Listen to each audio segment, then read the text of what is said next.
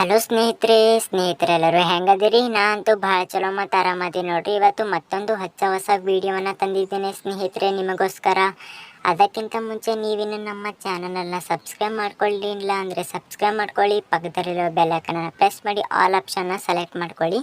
ನಾವು ಹಾಕುವ ಹೊಸ ವಿಡಿಯೋಗಳು ನಿಮಗೆ ಮೊದಲು ತಲುಪ್ತವೆ ಸ್ನೇಹಿತರೆ ಬನ್ನಿ ವಿಡಿಯೋನ ಶುರು ಮಾಡೋಣ. ನೋಡಿರಿ, ನಾನು ಇಲ್ಲಿ ಒಂದು ಬೌಲ್ನ ತೋರಿಸ್ತಾ ಇದ್ದೀನಲ್ಲ, ಈ ಬೌಲ್ ಅಳತೆಯಲ್ಲಿ ನಾನು ಇಲ್ಲಿ ಅಕ್ಕಿಯನ್ನು ತಗೋತಾ ಇದ್ದೇನೆ.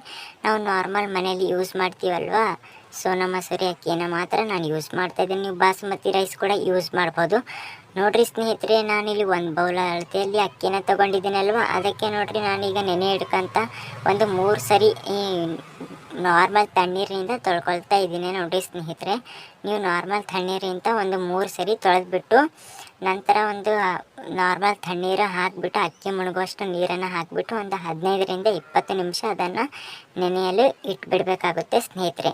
ನೋಡಿರಿ, ಇದನ್ನು ಪಕ್ಕಕ್ಕೆ ಇಟ್ಬಿಟ್ಟು ನೋಡಿರಿ 2 ಟೊಮೆಟೊ ಮತ್ತು ಒಂದು 10ರಿಂದ 12 ಎಸಳಷ್ಟು ಬೆಳ್ಳುಳ್ಳಿ ಮತ್ತು 10ರಿಂದ 12 ಎಸಳಷ್ಟು ನಾನು ಮೆಣಸಿನಕಾಯಿನ ತೊಗೊಂಡಿದ್ದೇನೆ. ಇವುಗಳನ್ನು ಸರಿಯಾಗಿ ಕಟ್ ಮಾಡ್ಕೊಂಡು ಬಿಡೋಣ. ನೀವು ಬೆಳ್ಳುಳ್ಳಿಯನ್ನು ಜಜ್ಜಿಬಿಟ್ಟು ಸಹ ತೊಗೋಬೋದು. ನಾನಿಲ್ಲಿ ಕಟ್ ಮಾಡಿ ಪೀಸ್ ಮಾಡಿ ತೊಗೊಂಡಿದ್ದೇನೆ ಸ್ನೇಹಿತರೆ. ನೀವು ಟೊಮೆಟೊನ ಯಾವ ರೀತಿ ಕೂಡ ಕಟ್ ಮಾಡ್ಕೋಬೋದು, ಸ್ಲೈಸ್ ಆಗಿ ಅಥವಾ ಹಾಗೆ ಕೂಡ ಕಟ್ ಮಾಡ್ಕೋಬೋದು.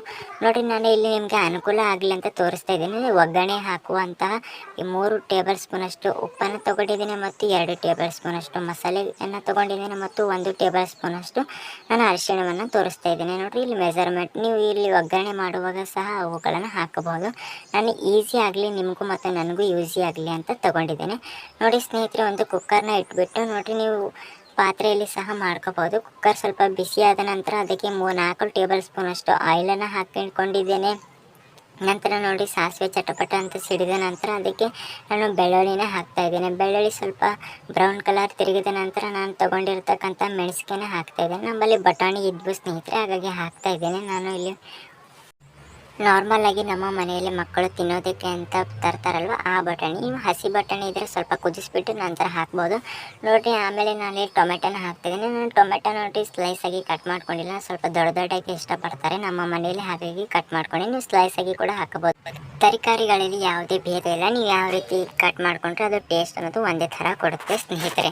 ನೋಡಿ, ಸ್ವಲ್ಪ ಇದು ಚಾಪ್ ಮತ್ತು ಸಣ್ಣದಾಗಿ ಕಟ್ ಮಾಡ್ಕೊಂಡಿದ್ರೆ ಸ್ವಲ್ಪ ಬೇಗ ಬೇಯುತ್ತೆ.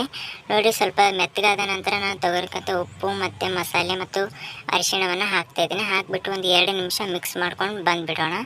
ನೋಡಿ ಸ್ನೇಹಿತರೆ, ನಾನಿಲ್ಲಿ ಅಕ್ಕಿಯನ್ನು ನೀರು ಜಾನಿ ತೋರಿಸ್ನಲ್ವ ನಿಮಗೆ, ಅದನ್ನು ಹಾಕ್ತಾ ಇದ್ದೇನೆ. ನೀವು ನೀರು ಹಾಕಿ ಕೂಡ ಅಕ್ಕಿಯನ್ನು ಹಾಕ್ಬೋದು, ಈ ಥರ ಕೂಡ ಮಾಡ್ಬೋದು. ಈ ಥರ ಮಾಡಿದರೆ ಅನ್ನ ನೀವು ಮಾಡಿದ ನಂತರ ಎಷ್ಟು ಗಂಟೆಗಳು ಬಿಟ್ಟರೆ ಸಹ ಸಪ್ಪೆ ಅನಿಸೋದಿಲ್ಲ.